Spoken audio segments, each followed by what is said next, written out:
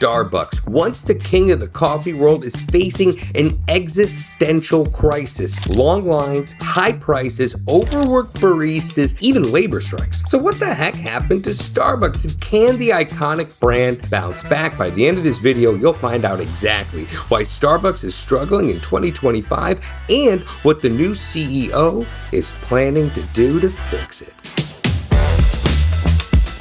Just a quick note, this video is for educational and business analysis purposes only. We are not here to attack any individual or company, just sharing some facts and insights.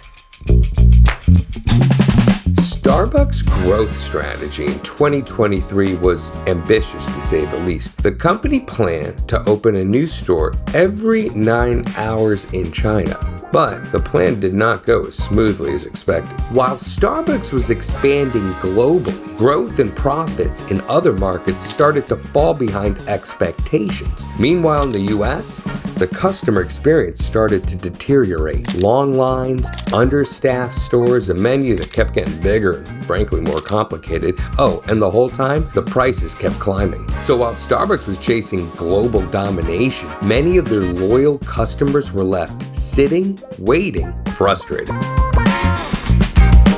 You walk into your Starbucks, ready to put a coffee in your hand and relax, but something feels off. The lines are longer, the baristas are rushed, there's a crowd outside, and they're asking for better wages and benefits. Starbucks' image as a model employer has taken a hit, and a lot of that tension comes between the fight between Starbucks Workers United and corporate leadership. Despite historic perks like 100% tuition coverage for full-time employees through Arizona State University and stock options for part-time employees, rising inflation has left wages thinner than ever. There are fewer people working in each store. The workloads are higher and the pay just ain't what it used to be. By the end of 2022, only 2% of Starbucks' US workforce was unionized, but it was enough to start public clashes with then CEO Howard Schultz, who openly refused to pay for unionized workers. Publicly, this did not mesh well with Starbucks' progressive brand image, and it's contributed to a declining customer perception.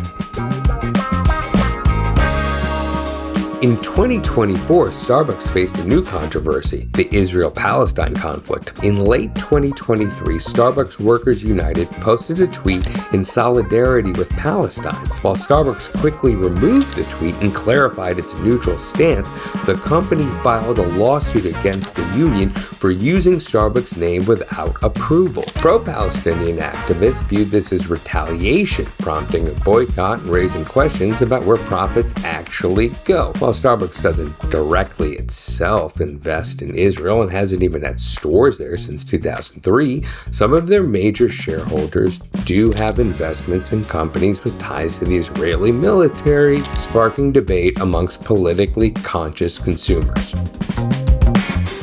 Let's talk about the elephant in the room, coffee prices. That latte that used to feel like a treat now feels overpriced. Combine that with long lines, understaffed stores, and sometimes chaotic service, and the Starbucks experience feels pretty different from what it once was. But fall is here and so is pumpkin spice season. Starbucks launched their seasonal lineup last week, including the iconic pumpkin spice latte, the pumpkin cream cold brew, and the iced pumpkin cream chai, and the results were immediate. According to CEO Brian Niccol, these fall offerings have brought record-breaking sales to US stores. So even among labor tensions, inflation, and overall declining sales, the pumpkin spice latte craze continues to bring customers through the door, proving that seasonal favorites drive foot traffic. Starbucks' problems aren't just domestic. In China, ambitious expansion plans fell short. In Australia and Greece, Starbucks couldn't compete with local coffee culture. On paper, expansion is great, but the brand hasn't always been great in adapting to local tastes and pricing expectations. Even with 40% of the US cafe market, Starbucks can't afford to ignore customer experience, labor issues, or the competition.